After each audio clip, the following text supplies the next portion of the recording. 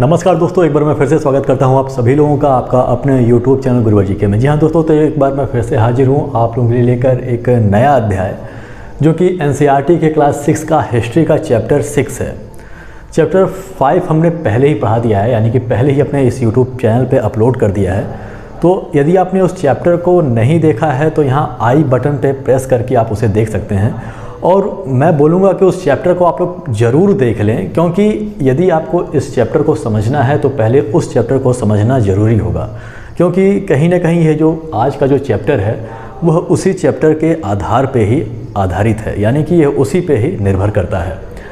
आज का हमारा जो चैप्टर है, जो क्लास 6 के हिस्ट्री का जो चैप्टर 6 है, इसका जो नाम है वह नए प्रश्न नए विचार हैं, यानी कि इसका जो टाइटल है वह नए प्रश्न नए विचार है। यह NCERT के क्लास 6 का हिस्ट्री का चैप्टर है।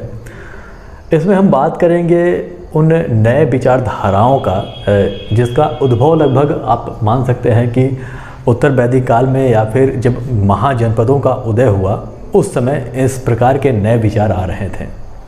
जैसा कि मैंने आपसे बताया भी कि जब महाजनपद का उदय हुआ, जब राजा निरंकुश होना शुरू हो गए और उन्होंने अपने राज्य की सीमाओं में भी जब बढ़ोतरी की, उनके अंदर बहुत अधिक शक्तियाँ आईं, तो साथ में मैंने पिछले चैप्टर में आपसे ये भी बताया था कि समाज में बहुत सारे जटिलताएं आनी शुरू हो गई। यानी कि जो सामाजिक ढांचा था वह तो बहुत ज़्यादा जटिल हो ही गया, और साथ में जो धार्मिक क्रियाकलाप था वो भी बहुत अधिक जटिल हो गया। यानी कि हम देखते हैं कि इस समय कुछ लोग ऐसे थे जो मोक्ष दिलाने के चक्कर में, या फिर आपको स्वर्ग में ले जाने के चक्कर में कुछ ऐसी क्रियाविधि कराते थे जो काफ़ी महंगी पड़ती थी। जैसे कि अब भाई सभी जनता के लिए मोक्ष प्राप्ति करने का मार्ग केवल एक था कि वह बड़े से बड़े यज्ञ करें या फिर वह दान करें। तो ये काफ़ी जटिल समस्या थी। सभी लोगों को ये लगता था कि केवल यही मार्ग एक है जिससे हम ईश्वर को प्राप्त कर सकते हैं या फिर मोक्ष की प्राप्ति कर सकते हैं। लेकिन जब महाजनपद लगभग आज से मान लीजिए कि लगभग आज से 2500 साल पहले कुछ बहुत सारे नए विचारों का उदय होता है, बहुत सारे लोग ऐसे जन्म लेते हैं, बहुत सारे महापुरुष ऐसे जन्म लेते हैं जिनके अपने अलग विचार आते हैं, जो कि नई पद्धति होती है, और जो ये भी बताने का प्रयास करते हैं कि आप केवल अपना जीवन सुधार लें और आपकी जो जीवन शैली है, यानी कि आप जिस प्रकार का जीवन जीते हैं, केवल उस तरह से भी आप मोक्ष की प्राप्ति कर सकते हैं। मोक्ष प्राप्ति के लिए आपको बड़े बड़े महंगे यज्ञ करने या फिर बहुत अधिक दान देने से ही केवल मोक्ष की प्राप्ति नहीं होती है, उसके अलावा भी बहुत सारे रास्ते हैं मोक्ष की प्राप्ति के लिए। तो ये जो चैप्टर है वो उसी पे आधारित है कि जब महाजनपदों का उदय हुआ और जब समाज में बहुत सारी जटिलताएं आ गईं, और जब बहुत सारे धार्मिक ऐसे संस्थान थे जो लोगों का फ़ायदा उठाना शुरू कर दिए थे कि हम आपको मोक्ष दिलाएंगे, आप किसी भी प्रकार का कर्म करें, लेकिन आप इस विधि से यदि आप कोई धार्मिक रिचुअल करते हैं तो आपको मोक्ष की प्राप्ति हो जाएगी। तो इन सभी चीज़ों को देखते हुए उस समय कुछ महान लोग उत्पन्न हुए, कुछ महान लोगों ने जन्म लिया। बहुत सारे ऐसे सन्यासी हुए, बहुत सारे ऋषि मुनि हुए, बहुत सारे सामान्य लोग भी हुए जिन्होंने अपनी अपनी विचारधारा प्रस्तुत की इसके संदर्भ में। तो ये जो चैप्टर है, जैसा कि आप देख रहे हैं, इसका जो टाइटल है वह नए प्रश्न नए विचार, यानी कि जब नए प्रश्नों का उद्भव हुआ तो साथ में ही नए विचारों का भी यहाँ पे उद्भव देखने को मिलता है। उसी के संदर्भ में हम सबसे पहले बात करने वाले हैं बुद्ध की कहानी की। बुद्ध को आप जानते ही होंगे कि जो गौतम बुद्ध थे वह बौद्ध धर्म के संस्थापक माने जाते थे, और जो गौतम बुद्ध का जो बचपन का नाम था वह सिद्धार्थ था, और यह एक क्षत्रिय राजकुमार थे और शाक्य गणराज्य से इनका संबंध था। गणराज्य के बारे में मैंने आपसे बताया था कि उस समय किस प्रकार से दो किस्म के राज्य होते थे शासन व्यवस्था के अंतर्गत, कि एक राजतंत्र होता था और दूसरा गणतंत्र होता था। पिछले चैप्टर में इसके बारे में मैंने चर्चा भी किया था, तो आप यदि पिछला चैप्टर देखेंगे तो आपको सारी चीज़ें बहुत ही आसानी से समझ में आ जाएगी।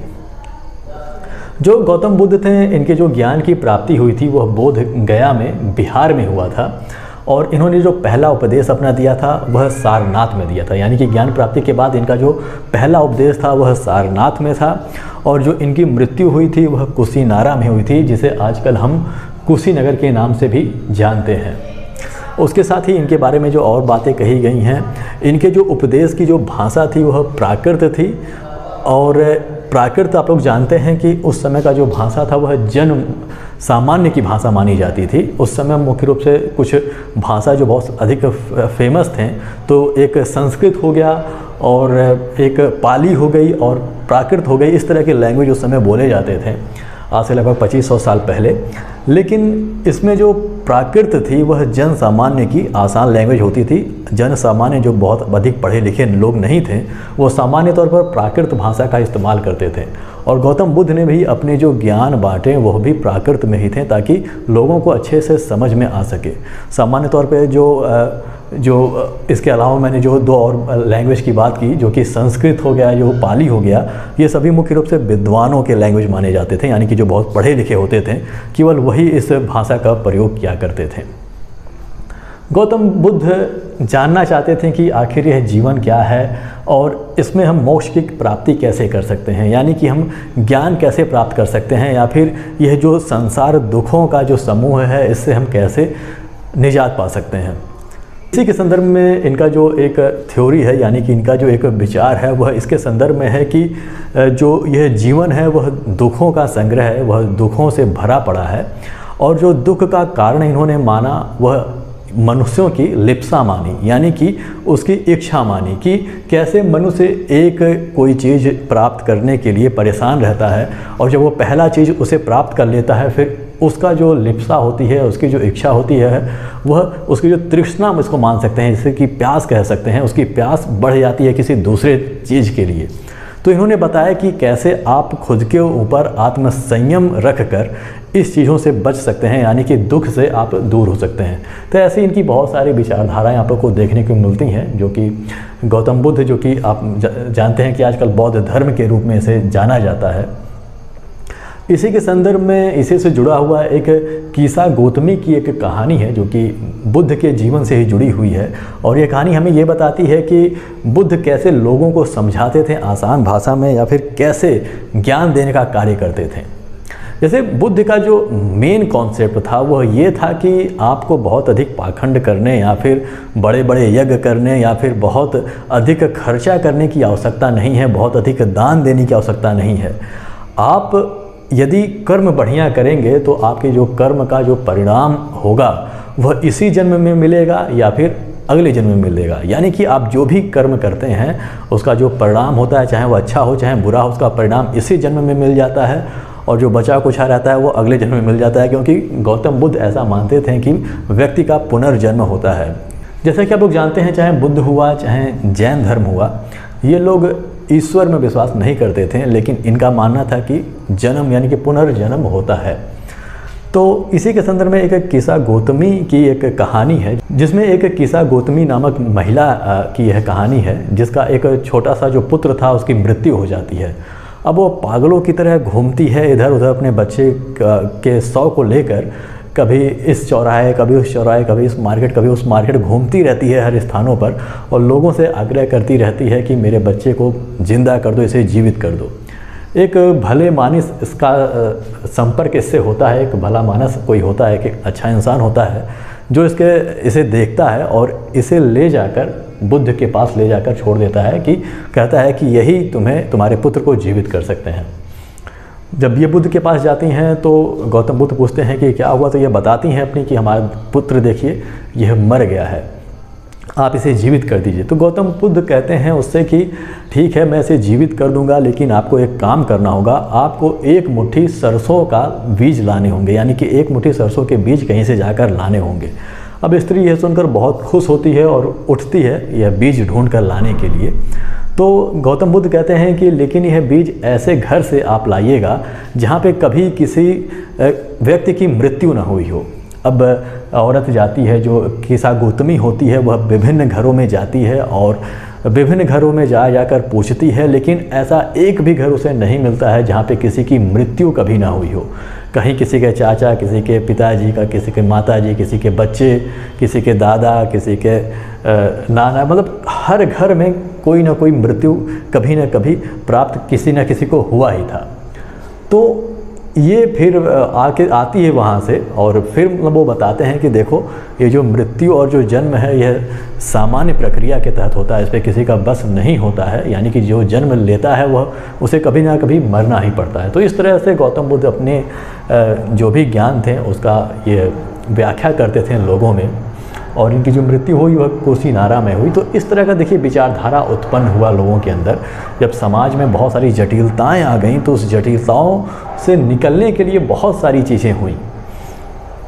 अब इसी के संदर्भ में उपनिषद का भी यहाँ पे आप लोग को उद्भव देखने को मिलता है। उपनिषद जिसका शाब्दिक अर्थ होता है गुरु के समीप बैठना। तो उपनिषद जो था ये उत्तर वैदिक काल में, जैसा कि उसी समय यानी कि लगभग 2500 साल पहले या फिर उससे और थोड़ा सा पहले मान सकते हैं, बहुत सारे ऋषि मुनि ऐसे थे जो विभिन्न प्रकार के प्रश्नों को ढूंढना चाहते थे, यानी कि जिनके मन में इस तरह के विचार उत्पन्न हो रहे थे। यानी कि पहले लोग मतलब अंधविश्वासी होते थे और हर चीज़ को मतलब मान लेते थे, कहीं भी कुछ भी कोई भी ज्ञान दे देता था, वो उन्हें लगता था कि हाँ वह सही है। लेकिन अब खुद लोग दिमाग लगाना शुरू कर दिए थे और नए नए प्रश्न उत्पन्न उनके दिमाग में होते थे, उसके प्रश्नों की खोज का जो परिणाम था वह उपनिषद था। उपनिषद का जैसा कि यहाँ पे शाब्दिक अर्थ होता है गुरु के समीप बैठना। तो इसमें एक प्रकार की परंपरा ये थी कि जो शिष्य होते थे और जो गुरु होते थे वह आपस में बैठकर संवाद करते थे किसी महत्वपूर्ण विषय पर, जो उनके मन में जिस प्रकार के प्रश्न उत्तर थे।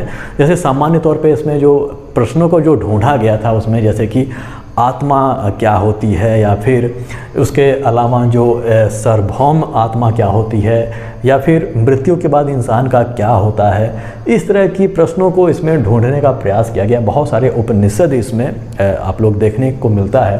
प्रारंभिक अवस्था में जो उपनिषद थे वह कहीं लिखे नहीं गए थे। यह जो उपनिषद आज के समय जो हमें देखने को मिलती है विभिन्न पुस्तकों के रूप में, विभिन्न ग्रंथों के रूप में, यह सामान्य रूप से विभिन्न उपनिषदों यानी कि उस समय के विचारों को संग्रहित किया गया है, संग्रहित करके एक जगह उसे लिखने का प्रयास किया गया है। जैसा कि मैंने बताया भी था कि पुराने ज़माने में भारत में लिखने की परंपरा नहीं थी, गुरु शिष्य परंपरा होती थी। गुरु अपने शिष्यों को विभिन्न प्रकार के ज्ञान देते थे और वह शिष्यों के माध्यम से पीढ़ी दर पीढ़ी आगे बढ़ती रहती थी, चाहे वह किसी प्रकार के आध्यात्मिक ज्ञान की बात हो, चाहे कोई कहानी हो, चाहे कुछ भी हो, कुछ भी नाटक हो, कोई भी कहानी हो, कोई भी इतिहास हो, सब ऐसे ही स्टेप बाय स्टेप आगे बढ़ती रहती थी। उपनिषद को भी बाद में ही लिखा गया था। उपनिषद के संदर्भ में एक आप जानते हैं कि जो छांदोग्य उपनिषद है, इसमें एक कहानी है जो कि बुद्धिमान भिखारी के नाम से जानी जाती है। जैसा कि मैंने बताया कि इस उपनिषद का जो ग्रंथों का जो संग्रह है उसमें विभिन्न प्रकार के नए प्रश्नों, नए विचारों का संग्रह किया गया है। लोगों ने ढूंढने का प्रयास किया। बहुत सारे ऋषि मुनि ऐसे आए हैं जो विभिन्न प्रकार की विचारधारा लेकर हमारे सामने आते हैं, विभिन्न प्रकार के सिद्धांत हमारे सामने लेकर आते हैं। तो उसी सिद्धांत से संबंधित एक जो बुद्धिमान भिखारी की कहानी है जो हमें कुछ समझाने का प्रयास करती है, यानी कि कैसे उपनिषद के माध्यम से हम चीज़ों को समझ सकते थे। उसमें बताया गया है कि इसमें दो ऋषि मुनि की कहानी है जो कि शौनक और अभिप्रतारिण नामक दो ऋषि थे और जो सार्वभौम आत्मा की उपासना किया करते थे। यह एक बार अपने कुटी में बैठकर भोजन करने की तैयारी कर रहे थे। तभी एक गरीब ब्राह्मण आता है, एक ब्राह्मण भिखारी आता है और इन दो ऋषि मुनियों से भोजन की मांग करता है कि मैं भूखा हूँ, कृपया मुझे कुछ भोजन दे दें ताकि मेरी पेट पूजा हो जाए। अब चूँकि ये भी ऋषि मुनि थे तो इन लोग के पास भी बहुत अधिक खाने को नहीं था, जो भी था बस इनके लिए ही पर्याप्त था, दूसरों के लिए पर्याप्त नहीं था। तो ये मना कर देते हैं, कहते हैं कि देखो हमारे पास इतना ज़्यादा नहीं है कि हम तुम्हें दे सकें। तो जो ब्राह्मण रहता है वह पूछता है कि अच्छा ऋषि मुनि, आप किस चीज़ की उपासना करते हैं, यानी कि आप किस चीज़ को मानते हैं या फिर किस चीज़ की उपासना आप करते हैं। तो दोनों जो ऋषि होते हैं वो बोलते हैं कि हम सार्वभौम आत्मा की उपासना करते हैं।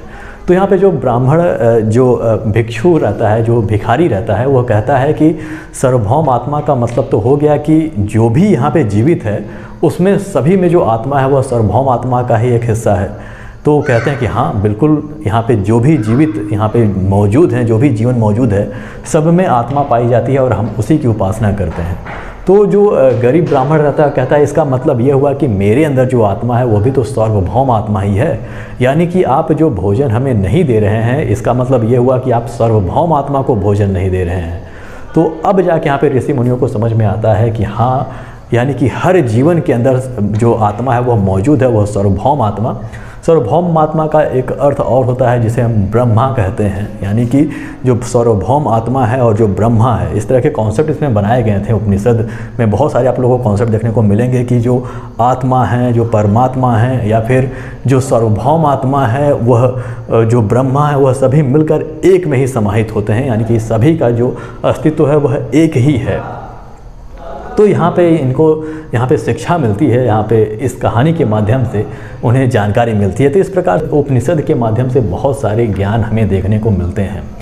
इसी के साथ में ही जैन धर्म का भी यहाँ पे जो 24वें तीर्थंकर थे, जैसे कि जैन धर्म तो बहुत पुराना है, लेकिन इसके जो 24वें तीर्थंकर थे उनका भी जन्म इसी समय ही हुआ। ये भी एक महापुरुष के रूप में हम जानते हैं, जो कि 24वें तीर्थंकर जिनका नाम वर्धमान महावीर था, और ये वज्जी संघ के लिच्छवी कुल के क्षत्रिय राजकुमार थे।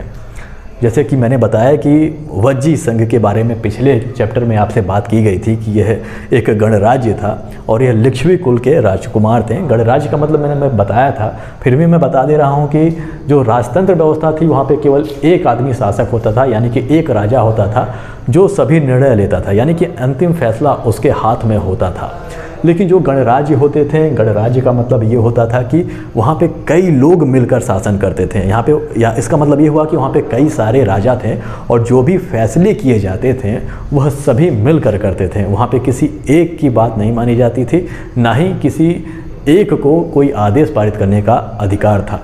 चाहे युद्ध हो, चाहे किसी भी संदर्भ में कोई भी निर्णय लेना होता था तो जो गणराज्य होते थे वहाँ पे सभी लोग मिलकर ही निर्णय लिया करते थे। तो ये जो दोनों महान आत्मा जो हमारे देश में पैदा हुए थे, चाहे वह बुद्ध हों, चाहे वह जैन धर्म के 24वें तीर्थंकर वर्धमान महावीर हों, ये सभी क्षत्रिय कुल से संबंध रखते थे और इन दोनों का जो राज्य व्यवस्था थी, जो शासन व्यवस्था थी, वह गणराज्य थी।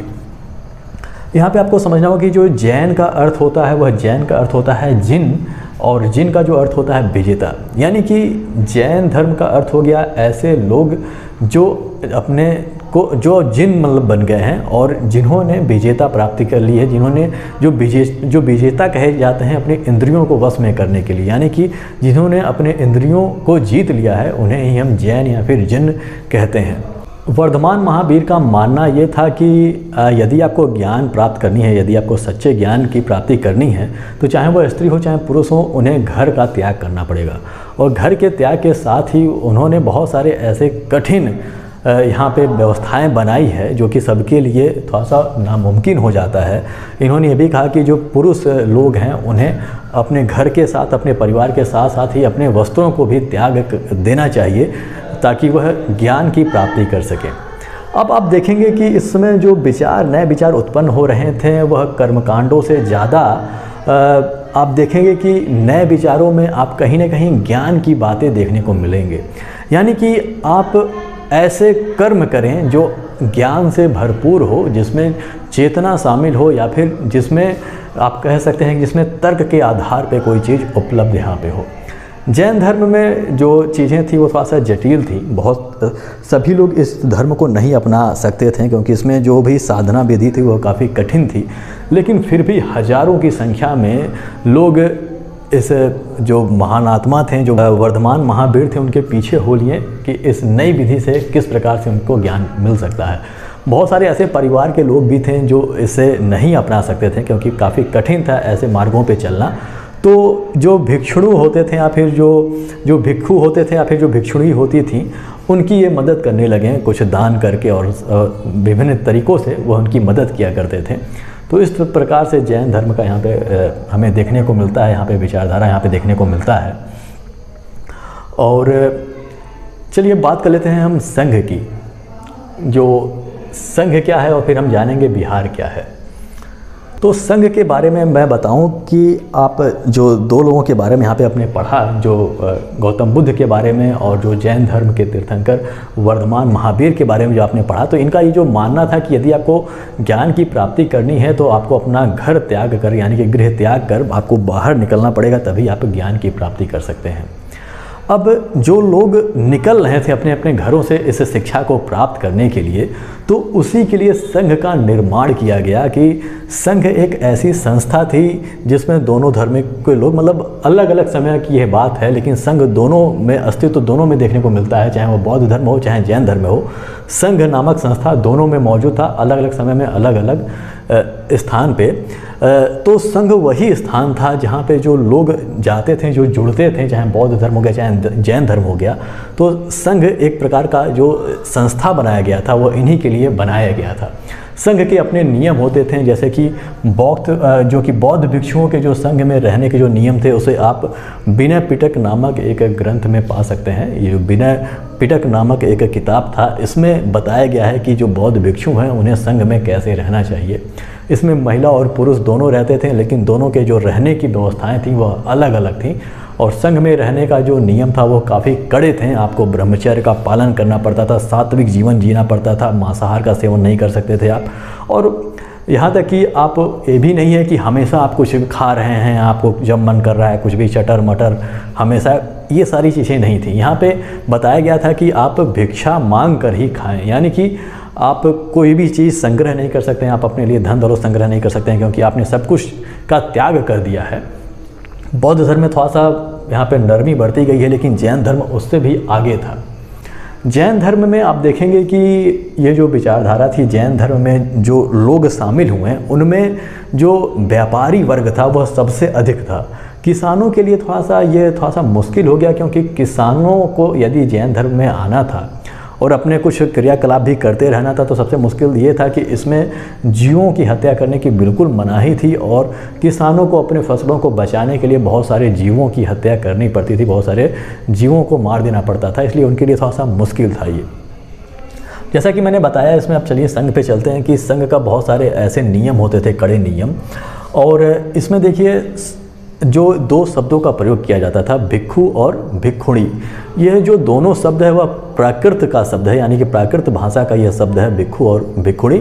और इसका मतलब होता है कि जो भी साधु भिखारी होते हैं उन्हें हम भिक्षु, यानी कि यदि वह पुरुष हैं तो उन्हें हम भिक्षु कहेंगे, और यदि वह महिला हैं, महिला साधु हैं, भिखारी हैं, तो उन्हें हम भिक्षुणी कहेंगे। तो ये था संघ, यानी कि संघ में विभिन्न प्रकार के नियम बनाए गए थे। यानी कि आप संघ अगर ज्वाइन कर रहे हो, वहाँ पे आप किस प्रकार से आपका रहन सहन होना चाहिए, किस तरह की चीज़ें होनी चाहिए, सभी चीज़ों के बारे में बताया गया था। यहाँ तक कि जो हमारे 24वें तीर्थंकर थे, जो कि वर्धमान महावीर थे, इन्होंने ये बताया था कि यदि आपको संघ ज्वाइन करना है, यानी कि हमारे धर्म में यदि आना है, ज्ञान की प्राप्ति करना है अपना सब कुछ त्याग के, तो आपको परमिशन लेने की भी आवश्यकता थी। यदि आप कोई किसी के नौकर हैं तो आपको अपने स्वामी से परमिशन लेने की ज़रूरत थी, या फिर यदि आप राजा के अंतर्गत काम करते हैं तो आपको राजा से परमिशन लेने की आवश्यकता थी। यदि आप महिला हैं तो आपको अपने पति से आवश्यकता थी कि आप उनसे पूछिए कि मैं जाना चाहती हूँ, संघ ज्वाइन करना चाहती हूँ, मैं जाऊँ या नहीं जाऊँ। यदि आप कर्जदार हैं, यानी कि आप किसी से कर्ज लिए हुए हैं, तो अपने कर्जदाता से, यानी कि जिसने आपको पैसे दिए हैं, उनसे आपको अनुमति लेनी पड़ती थी कि मैं संघ ज्वाइन कर सकता हूं कि नहीं ज्वाइन कर सकता हूं, तभी आप ज्वाइन कर सकते थे इस संघ को। अब हम बात करते हैं बिहार की। आपको समझना होगा कि ये बिहार नहीं है, बिहार राज्य नहीं है, इसमें वी का है प्रयोग किया गया है, इसमें बी का प्रयोग किया गया है। तो आप समझिएगा कि ये बिहार जो है वो अलग चीज़ है। जैसा कि मैंने बताया कि आप बौद्ध और जैन दोनों धर्मों के लोगों को ज्ञान प्राप्ति के लिए अपने सब कुछ त्याग कर, गृह त्याग करके बाहर रहना पड़ता था। तो इसमें यह भी नियम था कि बरसात के मौसम में जो भिक्षु और भिक्षुणी जो थे, ये कभी एक स्थान पे नहीं रहते थे। यह वर्ष भर इधर उधर घूमते रहते थे, अपने ज्ञान को बांटते रहते थे, लोगों को ज्ञान देते थे, उनसे कुछ दक्षिणा प्राप्त करते थे, भीख मांग के, यानी कि भिक्षा वृत्ति के द्वारा अपने भोजन प्राप्त करके उसे ही ग्रहण करते थे। लेकिन बरसात के मौसम में, जबकि बरसात के मौसम में बहुत सारे जानवर बाहर निकल जाते हैं और जंगलों के रास्ते से इन्हें ट्रैवल करना पड़ता था, तो जंगलों में भी पानी भर जाता था और काफ़ी मुश्किल हो जाता था चलना, एक स्थान से दूसरे स्थान पे सफ़र करने। तो ये लोग जो थे, जो यानी कि जो संघ के जो लोग थे, चाहे वो जैन धर्म के चाहे बौद्ध धर्म के हो, वो बिहार में निवास करते थे। बिहार ऐसे ही मतलब प्रारंभिक अवस्था में आप देखेंगे तो यह ज़्यादातर जो पत्थरों के जो गुफाएं होती हैं, पहाड़ियों की जो गुफाएं होती हैं वो हो गई, वहाँ पे लोग निवास करते थे। और कुछ ऐसे भी बहुत सारे बिहार बनाए गए, जो मान लीजिए कोई राजा हो गया, फिर कोई धर्मात्मा हो गया, या फिर ऐसा कोई सेठ आदमी जो इसके पास ज़्यादा धन हो गया, ये सभी बिहार का निर्माण करवा देते थे ताकि लोग आके वहाँ पे, जो संघ के लोग थे वो आके यहाँ पे निवास कर सकें।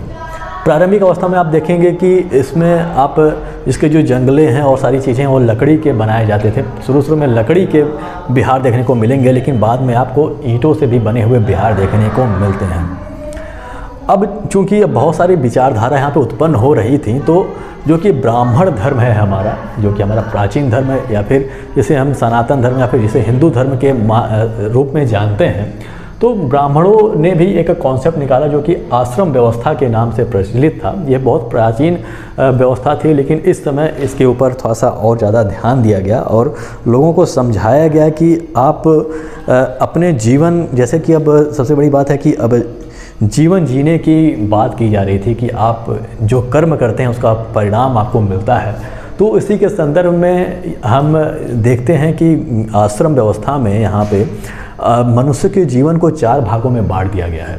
यहाँ आश्रम का अर्थ ये नहीं है कि जो कुटी होता है या फिर जो जहाँ पे जो शिष्यों को पढ़ाते हैं ऋषि मुनि, यह इस प्रकार का आश्रम नहीं है। इस आश्रम का मतलब है आपकी जीवन शैली, यानी कि मनुष्य के जीवन को किस प्रकार से 4 भागों में विभाजित कर दिया गया था, जो कि ब्रह्मचर्य था, गृहस्थ था, वानप्रस्थ था, संन्यास था। ऐसा माना जाता है कि जो मनुष्यों का जीवन होता है वह 100 साल का माना गया था। पहले लोग जीवित भी रहते थे, अब तो 60 साल 70 साल में ही निपट जाते हैं। तो उसमें ये बताया गया था कि ये मुख्य रूप से जो आश्रम व्यवस्था थी वह 3 वर्ण के लिए, यानी कि ब्राह्मण, क्षत्रिय और वैश्य के लिए थी, और जो शूद्र थे वो इसका पालन नहीं करते थे और कर भी नहीं पाते, क्योंकि उन्हें दूसरों की सेवा में लगा रहना पड़ता था, तो वो इस सभी चीज़ों में नहीं जा सकते थे और उन्हें मनाही भी थी इस चीज़ की। तो जो ब्रह्मचर्य था, इसमें यह कहा गया था कि जब आप शिक्षा प्राप्त करेंगे, यानी कि जन्म के बाद से ही आपको ब्रह्मचर्य का पालन करना है।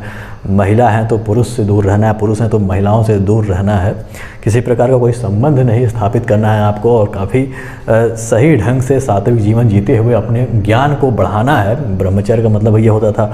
दूसरा, फिर आपको विवाह करना था और आपको गृहस्थ जीवन व्यतीत करना था। गृहस्थ व्यवस्था में आप अपनी पत्नी के साथ, अपने परिवार के साथ रहते थे, अपने बच्चों, अपने संतानों की उत्पत्ति करते थे, और फिर आपका नंबर आता था वानप्रस्थ, यानी कि अब आप धीरे धीरे जो भी भौतिक चीज़ें हैं दुनिया की, जो भी ऐसी चीज़ें हैं जो आकर्षित लगती हैं, उनसे आप लोग को धीरे धीरे दूर जाना था। और वानप्रस्थ जीवन के बाद फिर संन्यास का नंबर आता था, यानी कि अब आप सब कुछ त्याग के आप संन्यास ले लें और किसी से भी आपका कोई मतलब नहीं होना चाहिए। तो आप देखेंगे कि इस तरह की तमाम विचारधारा, नई विचारधारा उत्पन्न आपको देखने को मिलती हैं, जो कि यह जिसका जो टाइटल था नए प्रश्न और नए विचार, वह इसी पे ही आधारित था। इसीलिए इसका टाइटल रखा गया था कि नए प्रश्न जब उत्पन्न हुए तो नई विचारधारा भी उत्पन्न हुई। बहुत सारे धर्मों, बहुत सारे उपनिषद और बहुत सारे आश्रम व्यवस्था की यहाँ पे स्थापना देखने को मिलती है। आप लोग को इस तरह की व्यवस्था देखने को मिलती है। तो हम तो इसके बारे में बहुत विस्तृत ज्ञान आप लोग को देंगे, बहुत विस्तार रूप से हम लोग पढ़ेंगे, चाहे बुद्ध धर्म हो गया, चाहे उपनिषद हो गया, चाहे जैन धर्म हो गया, हर चीज़ के बारे में बहुत विस्तृत रूप से पढ़ेंगे। ये तो अब क्योंकि क्लास 6 का एनसीईआरटी का किताब था, तो इसलिए बहुत गहराई से हमें नहीं जाना था इसमें। तो ये व्यवस्था थी इस प्रकार की इसमें। अब ऐसा भी नहीं था कि इस समय का जीवन बिल्कुल आध्यात्मिक ही था। इसमें बहुत सारे ऐसे महान आत्मा भी जन्म लेते हैं, जैसे पाणिनि हो गए। इन्हें जो मुख्य रूप से माना जाता है कि जो संस्कृत व्याकरण का जो एक व्यवस्थित पुस्तक बनाने का जो काम किया था वह पाणिनि के द्वारा किया गया था। और वह संस्कृत के जो स्वर और व्यंजन जितने भी थे उसे सही क्रम में समाहित करने का जो कार्य था वह पाणिनि ने किया था। संस्कृत व्याकरण के जो रचयिता थे वह पाणिनि का जन्म भी इसी समय में हुआ था। तो ऐसी बात नहीं है कि केवल यहाँ पे अध्यात्म का ही ज्ञान और उस नए विचार, अध्यात्म के केवल विचार यहाँ पे देखने को मिलते हैं। यहाँ पे बहुत सारी चीज़ें हुई हैं। तो दोस्तों आशा करता हूँ कि यह आपको चैप्टर समझ में आ गया होगा और वीडियो अच्छा भी लगा होगा। यदि वीडियो अच्छा लगा तो इसे लाइक कर दीजिएगा, हमारे चैनल को सब्सक्राइब कर दीजिएगा और बेल आइकन भी प्रेस कर दीजिएगा ताकि जब हम नया चैप्टर लेकर आएँ तो उसकी जानकारी आपको हो सके। तो हमारे साथ बने रहने के लिए बहुत बहुत धन्यवाद। मिलते हैं अपने अगले वीडियो में।